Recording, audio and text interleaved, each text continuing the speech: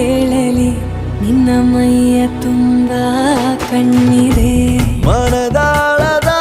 ರಸಮಂಜರಿ ರಂಗೇರಿ ನಿನ್ನ ಕಾದಿದೆ